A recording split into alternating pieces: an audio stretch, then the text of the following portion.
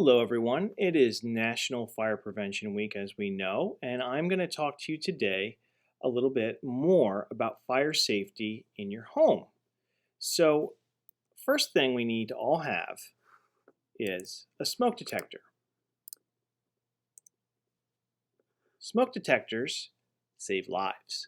So, hopefully, you have at least one of these near every bedroom and on every level of your house. You should check your smoke detectors once a month to make sure they're working and change the batteries twice a year. Like when we change the clocks, we should change your batteries. Or you could get some of the really new smoke alarms that have the 10-year battery that after 10 years you just go and buy a new one. But some people often forget that there's another kind of alarm or detector that you need for your house, a carbon monoxide alarm.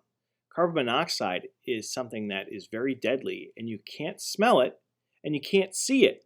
So carbon monoxide is a very, very deadly thing. So you should have these detectors as well. Now, what happens if one of these detectors goes off in your home? What do you do? Well, first of all, if you see smoke, you always crawl under the smoke, like these children are practicing. They're inside of a smoke simulator, so they are practicing escaping by crawling on their hands and knees under the smoke. Now, that's not real smoke in the picture. Also, if you come to a door, always check the door for heat using the back of your hand. If the door is hot, don't open it. But you're thinking, uh-oh, now what do I do? How do I get out if the door is blocked? Well, it's always a good thing to know two ways out of every room. It could be a window, it could be a door, or it could be another way in the room. At least two ways would be the best way. And also, you may want to know two ways out of your house as well. So when you do your escape plan, you can have a couple of different ways to get out of your house or the room or the school. In our school, we have different ways to get out. We usually go the normal way, but sometimes we have an alternate way just in case. A home fire escape plan, it's very important to plan one for every room of your house, upstairs and downstairs, or even in the basement. We'll talk more about this another day because this is so important, we need to spend a little more time. But for today, we're just going to mention that you need one.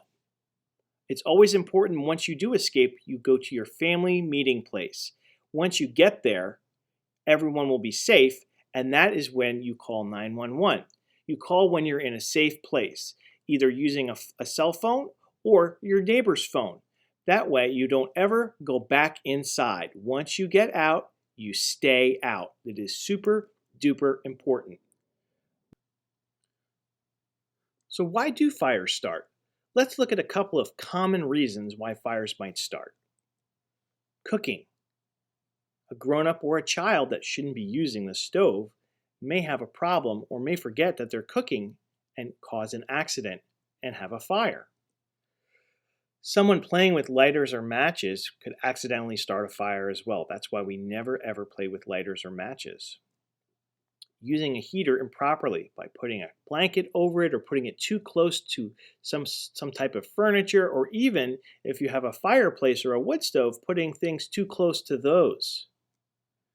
Electricity can cause fires. Playing with outlets, putting too many plugs into an outlet, or having an appliance too close to water can all cause fires. And candles. Leaving a candle unattended or not watching it or putting it too close to something can also cause a fire. Let's look at some pictures.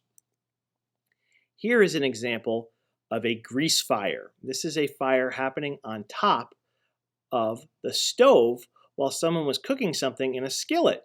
Now, this is going to cause a huge problem if you don't have a fire extinguisher. If you were to try and throw water on this fire, it would actually spread the fire further, making it even worse.